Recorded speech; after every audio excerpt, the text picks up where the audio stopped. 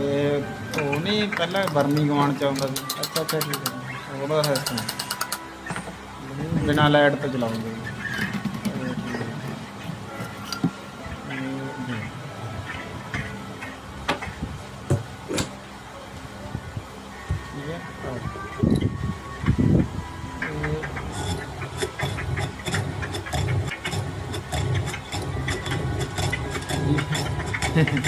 ਕੀ ਹੋਰ ਕਹਿਣਾ ਬਰਮੀ ਗਵਾਨ ਚ ਪਹਿਲਾਂ ਮੈਂ ਬਹੁਤ ਚਲਾਇਆ ਉਹ।